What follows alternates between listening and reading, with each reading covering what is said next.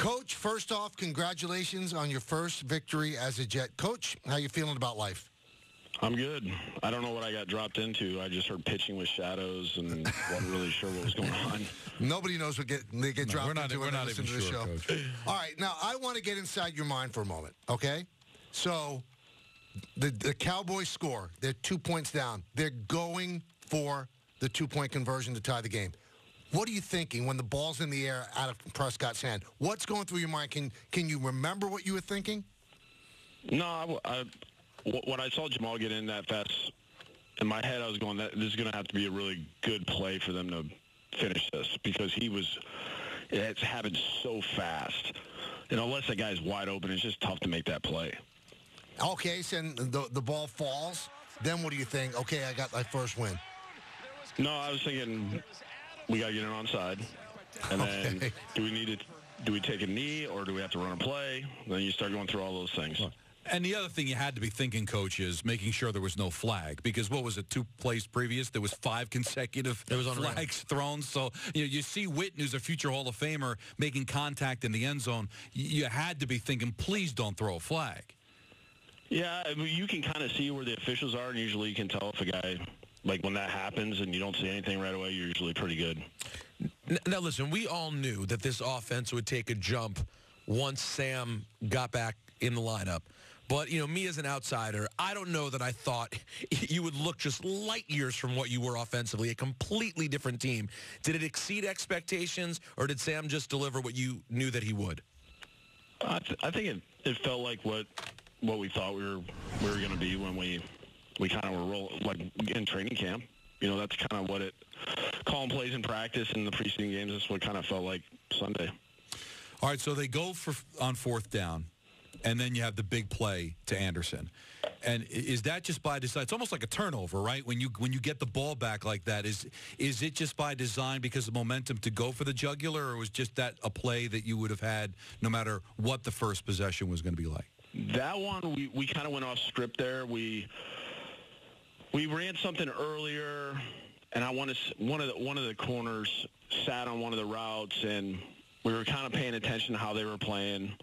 And a couple of us, we kind of noted Robbie was kind of getting in, like, I'm ready to kind of get one over the top here pretty soon. So we were feeling like it was the right time. And the biggest thing was just making sure, protection-wise, we're going to be good, making sure that everybody was on the same page.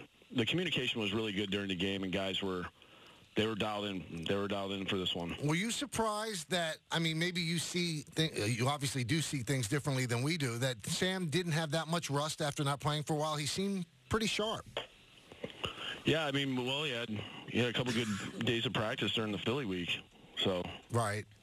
And that helps. And then when he had 3 days last week, he stayed in it mentally.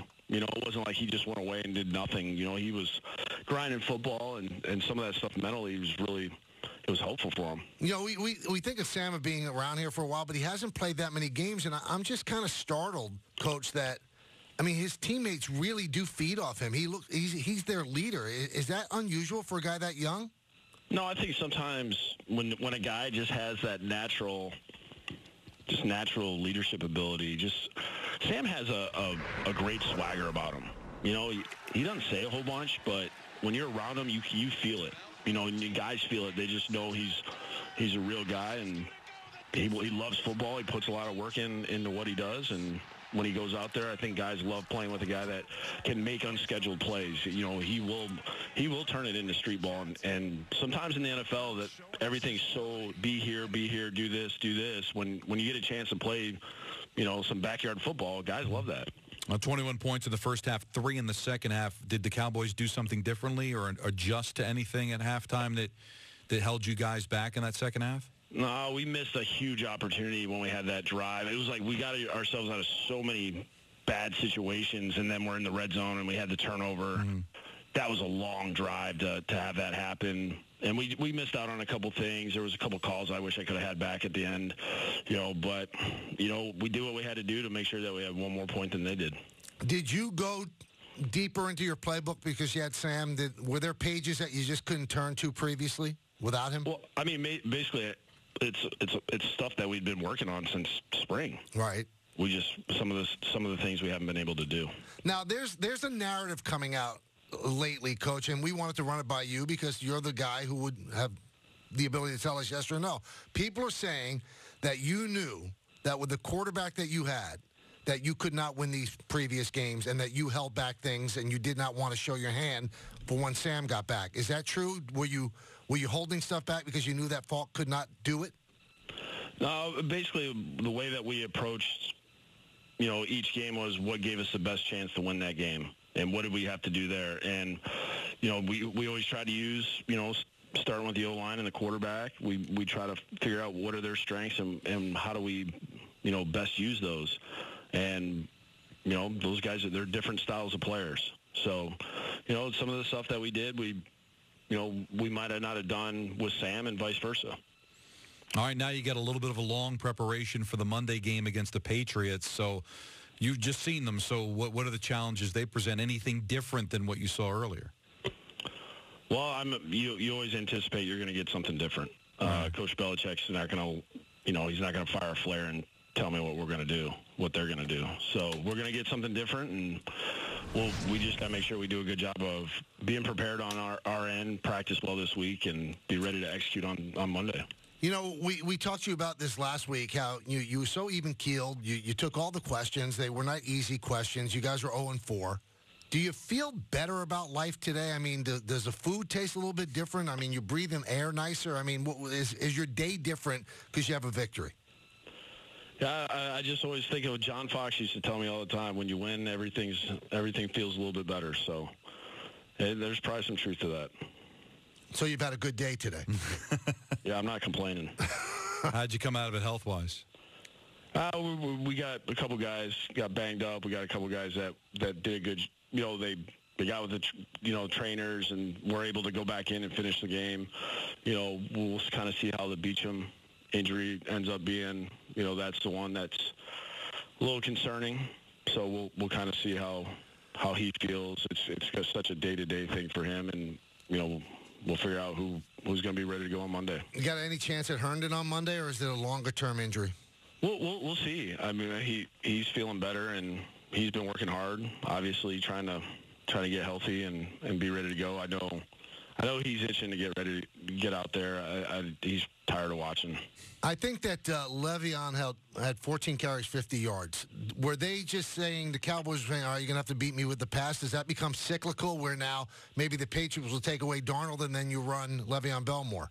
Yeah, it's going to be, I think it's, right now, I mean, that's what we've really focused on is trying to run the football. And, Le'Veon's trying to do everything he can, and they've had loaded boxes, and sometimes they've had one more than we have. And, before yesterday, we hadn't really executed that good on a lot of things. So we're going to, hopefully build off of this last game. But I'm assuming that it's just it'll rotate. It'll be, all right, hey, this team wants to stop the run. And then if we pass the game, pass well in the game, then they'll try to stop the pass, which will open up the run game. I just keep preaching to our guys on offense is let's just see what happens when we get Le'Veon to that second, third level. Like, what's that going to look like? We haven't really got a chance to do that a whole bunch. So if we get to that point, I think it'll be exciting. I know in most cases it's just about getting a win. The opponent really doesn't necessarily matter. But, for fans who are listening, myself who grew up a Giant fan, Peter who grew up a Redskin fan, it's hard not to have an opinion about that stupid star on that silver helmet. I mean, so was there any kind of feeling, did you, even just growing up, an opinion about that team or just any kind of satisfaction beating the Dallas Cowboys? I've only played them a few times. I think the last time I played them in the regular season was 2013, so I don't have a lot of history with those guys. It seems like that's a lot of people were they either love them or they hated them. I'll say I was neutral. That's very rare. Yeah, I grew up in Michigan, so I mean, I was more the Norse division. I know, but I think there are people in Winnipeg that hate the Dallas Cowboys for some reason. That's possibly true. Well, you made those people happy yesterday, Coach. You made Jet fans happy, and now all of a sudden the sky seems a little brighter and the narrative changes. So 1-4, a lot better than 0-5. I know that's from the theater of the obvious, but we congratulate you on the victory, and thank you for coming on a day earlier because of the game tomorrow. We appreciate it. Yeah. No problem. I appreciate it, guys. All right, thanks a lot.